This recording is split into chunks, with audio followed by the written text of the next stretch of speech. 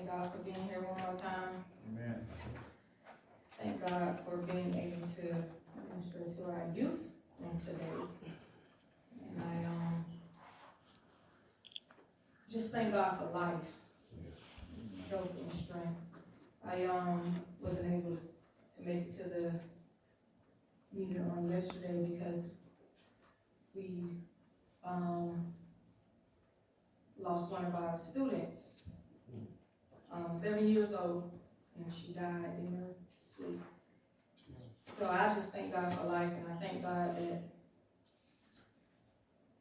I'm able to still have my kids here. She had a seizure in her sleep, and her parents woke up, and I assume they found her in the bed, unresponsive. So just keep my school in your prayers, and I'm gonna jump right in today. Isaiah 53, verses 2 and 3.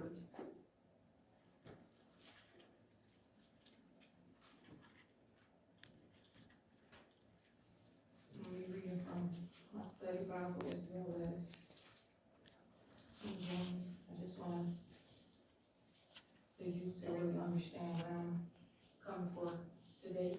Sometimes we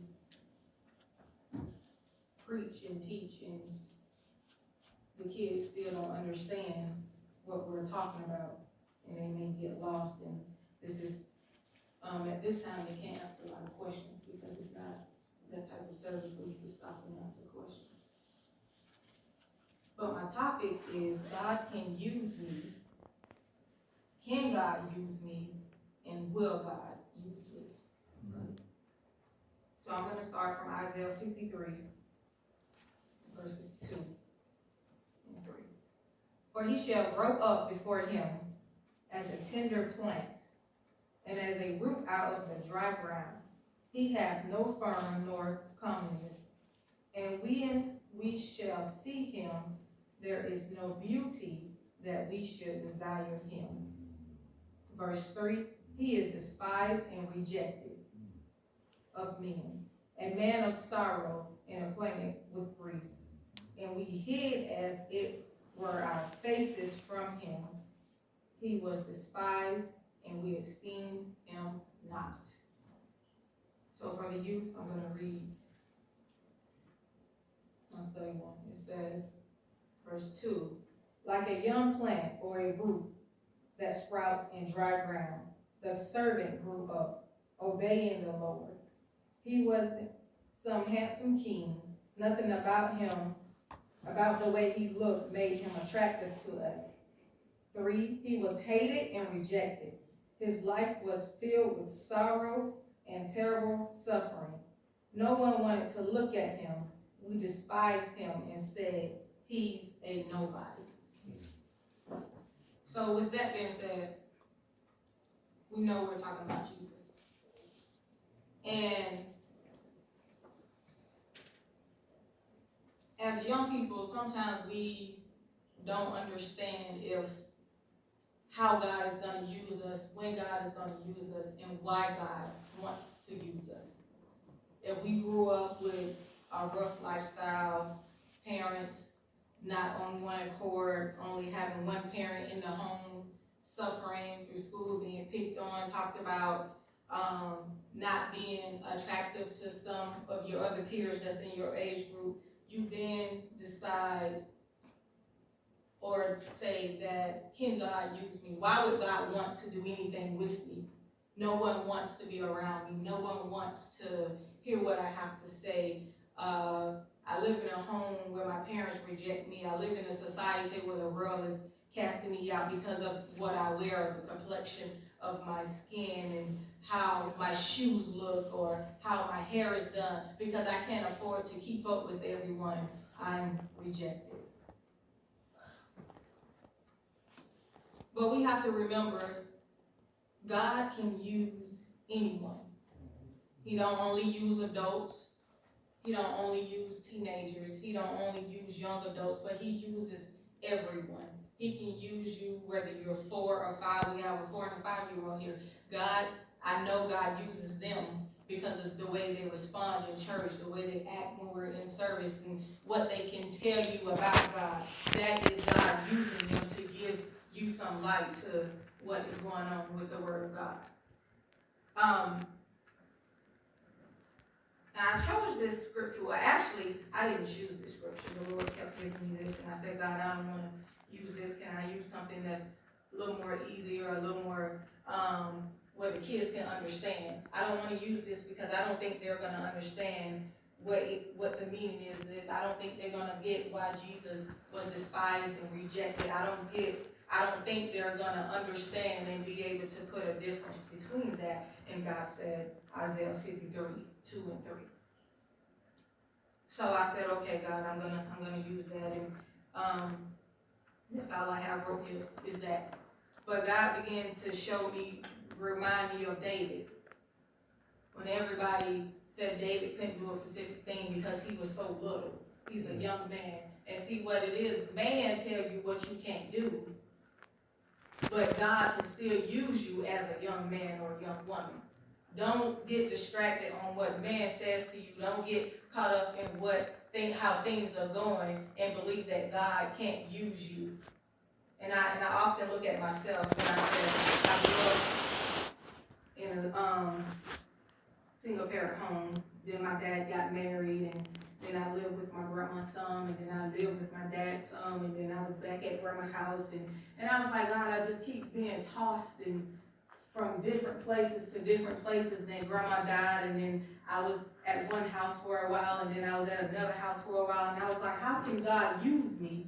And I can't even find shelter for myself. I can't even find a person that I can talk to on a spiritual level at that time, because I was the only one in my household at that time that was going to church.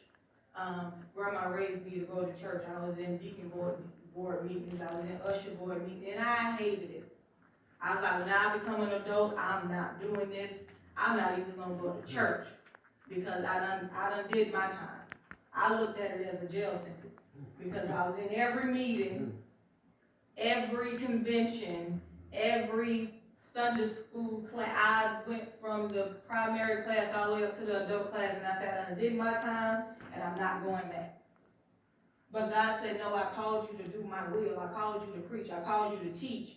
And God said, you need to do it. And I said, well, no, I'm not doing it. And I thought I couldn't do it because when I was birthed into this world to a mother that's addicted to crack, and she's an alcoholic, and I was born into in a family that, we did what we did to survive. My dad worked different jobs, and he did different odd jobs to provide for him and us as well. So when I got to, and I said, God, you can't use me like this. You can't use me because I'm not usable. I'm not worth your time. I'm not valuable enough for you to use me. And so I ran for a long time. I ended up moving to Jacksonville to attend college, and I started hanging out with ones I wasn't supposed to hang out with. You get that crowd, if I blend in with them, God won't see me as much. If I blend in over here, God won't see me as much. If I smoke and drink, God won't pay me any attention. And while in the midst of doing all that, God said, you still have a task that needs to be done. But out of your disobedience, you choose not to because you feel that I can't use you. Or you're wondering, can God use me? And the question is, yes, God can do all of it. God can use me. God will use me. Why God don't use me? Because I don't allow God to use me.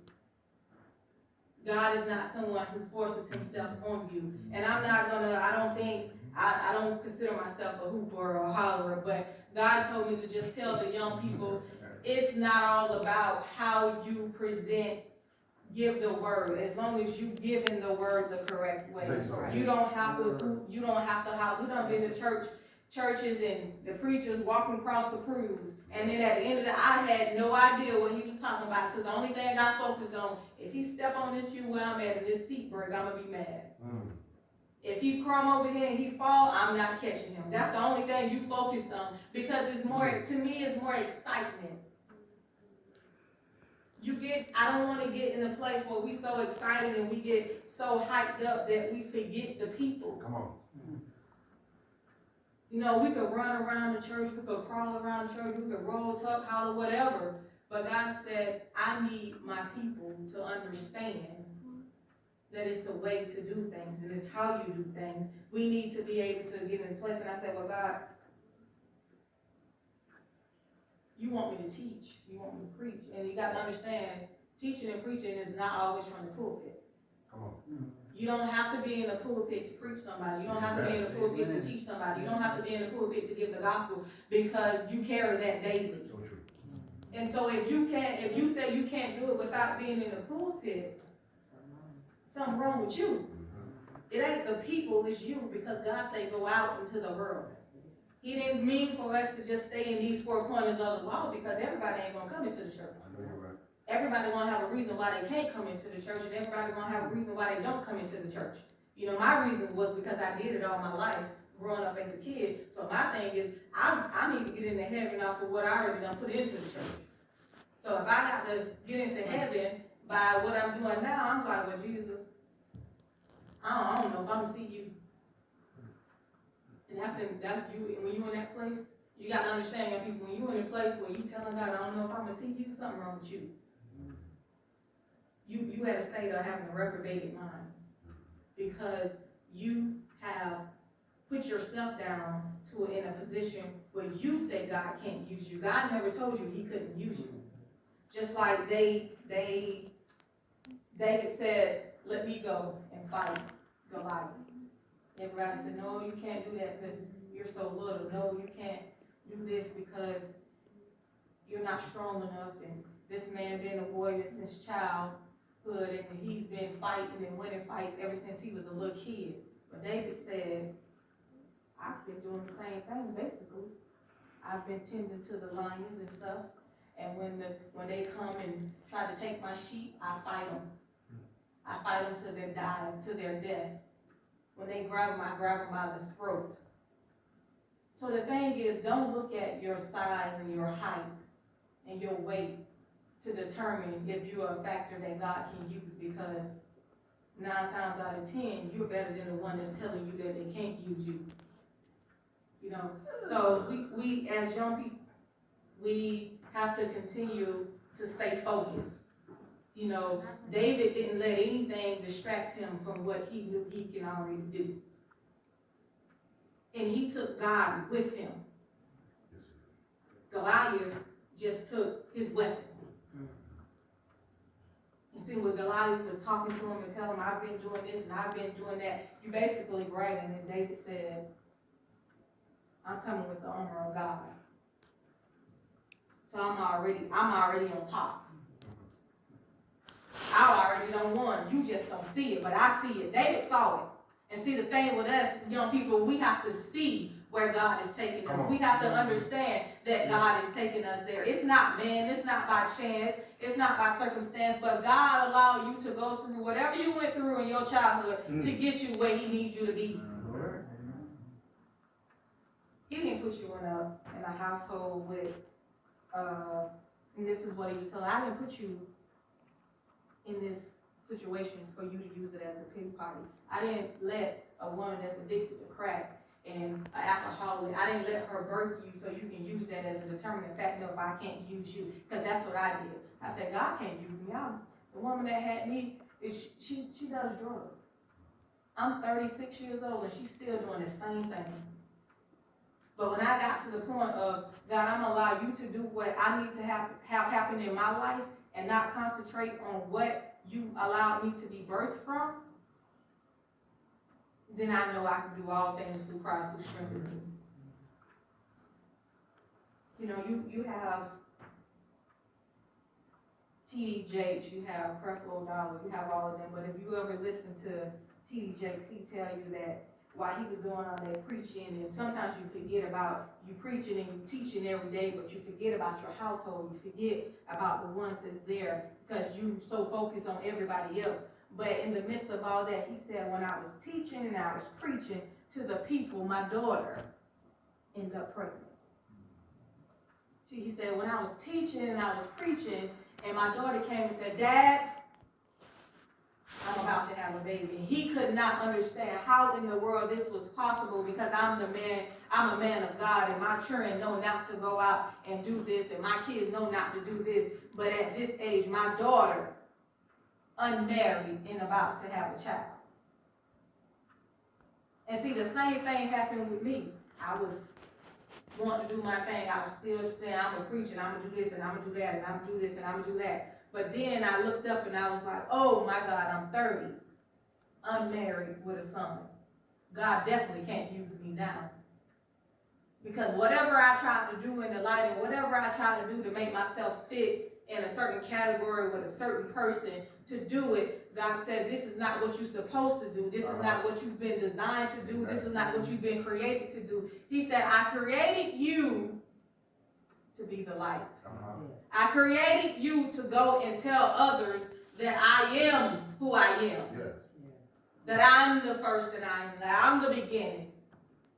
So if you choose me, everything will line up. And from that day, I said, Lord, it's time for me to line up. That's right.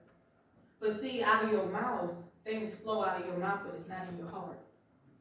But once it get into your heart, young people, you'll understand that for God I live, for God I die. If my friends don't accept me because I want to be a Christian, I want to be a real Christian, then that's on them. That's no longer on me. Because I dealt with that too.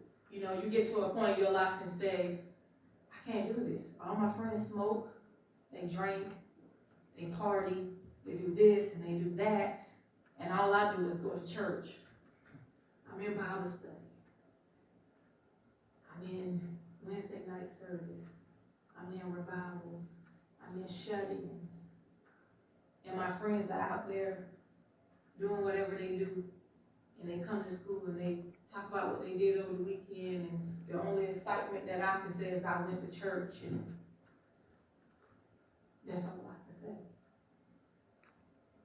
So I got to a point in my life, I said, no, I'm not going to keep saying I just went to church.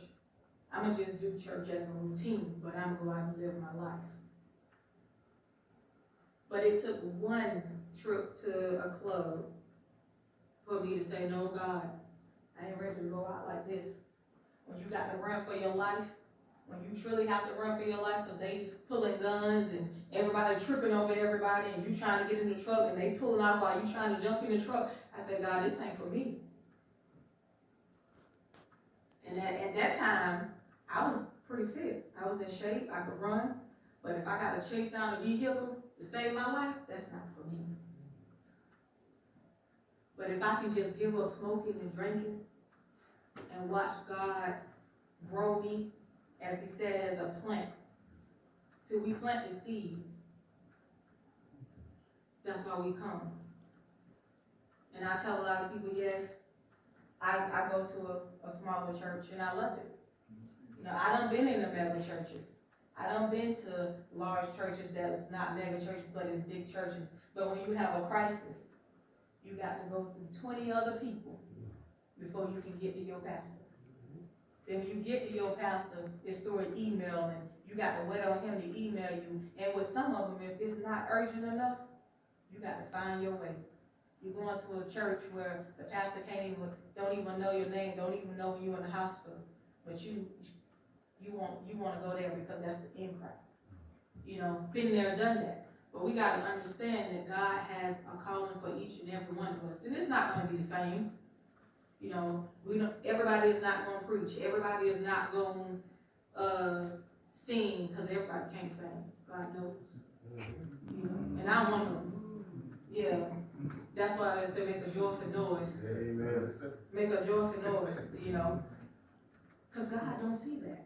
It's us that sees that hears that. We hear the off tune and when the key on the wrong beat. We hear that. But God said he's serving me from the heart. That's right. That's right. He has a purpose, and his purpose is to serve me. His purpose is to carry out the gospel. Yeah. His purpose is to do what I've asked him to do. And see, Deacon Brian, he can attest to that. Hallelujah, amen. you know, because we get on the hill sometimes about his tune, his love. But guess what? It doesn't stop him from doing what he That's does. right. Amen. Amen. He doesn't allow that to stop him from getting up here and leading service. That's right. Because now that when he does that, even if his tune is off, God says, I'm going to bless you for your efforts. Amen. I'm going to give you the desires of your heart because you put forth an effort. God didn't ask for an A+ effort. If he did, a lot of us wouldn't be, none of us would be here. I ain't gonna even say a lot of us, none of us would be here. Because there was times when we did give an A+ effort. There was times we didn't care. But God said, because you are young and you're willing to do what I say do, I'm gonna bless you. I'm gonna give you the desires of your heart. And I'm not talking about monetary stuff. I'm not talking about earthly stuff, but God is gonna bless you. God is gonna bless, he can bless you with great health. You can see the kids around you, oh, I got this and I got that. And they say, well, why do you never be sick? You never have to go to the doctor. You never have to do this, because I serve a God that can do all things.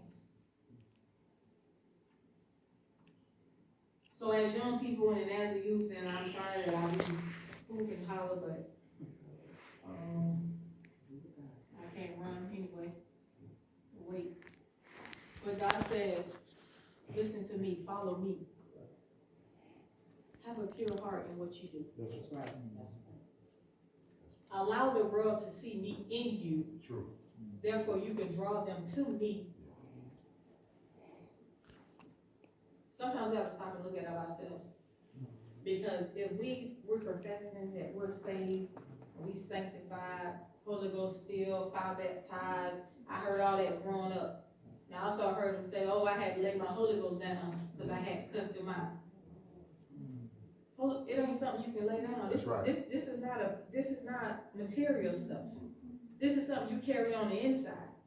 That's like you telling me I'm just taking one of my organs out and just sit it down because I'm upset with it right now. You cannot take off your armor of God and say you're gonna put it down because somebody done made you mad and you got to cuss them out and pick it up. Because what's gonna happen is you're gonna lay it down one day and God gonna call you home before you pick it back up. So then you sitting up there and God say, depart from me. Because you laid it down like it was a filthy rag or something. Your salvation has to be, it has to be important to you. It has to be your lifestyle. It's not a piece of clothing that you could, oh, I don't want no more, so I'm gonna throw it away. It's not something to take lightly. It's not something that you could take advantage of, because God did not die for us to say, I'm gonna lay my Holy Ghost down because somebody made me mad, or I'm gonna act a certain way because I'm not in front of the pastor, or I'm not in front of the members, so I can do this and not worry about what they're gonna say. But we got to understand, God sits high and he looks low. All right, man. He sees everything you do.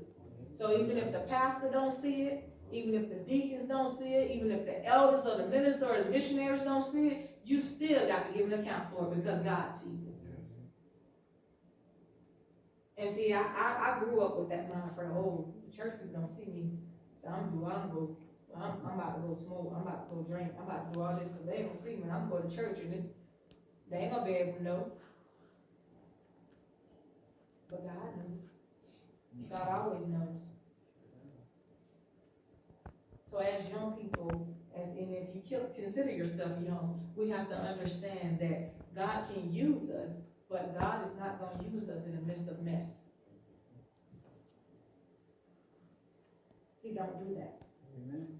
He don't dwell in an unclean space. He don't force himself on you. So if you saying, oh, I'm doing this and I'm doing that and God using me, no, you probably just caught up in your flesh. You know, and it's a difference between God using you and then you just caught up in your emotions. Because that's what some people do. They get caught up in their emotions and then be like, oh, God did this and God didn't know. It was your emotions talking. You ain't felt God. I went to a funeral and somebody got up and she said, I'm here to tell you what the Lord said. But if you, anytime you got to sit down and rehearse what you gonna say when you give up,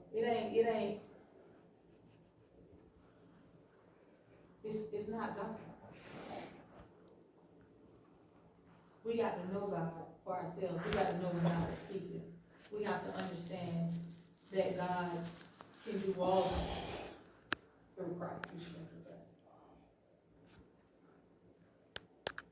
So if you're in a point in your life where you lost, you don't understand, or you wondering if God can use me, will God use me, you need a little strength, it's your time to come around the altar. And you got to understand, it don't matter who comes to the altar. If you coming by yourself, that's all that matters. Because it's not a group effort when we go before God. It's not gonna be, oh, I'm going, and I know Pastor gonna be, and Pastor tell me. I said this, I call her all the time. When you look at my phone, there's probably over 200 calls.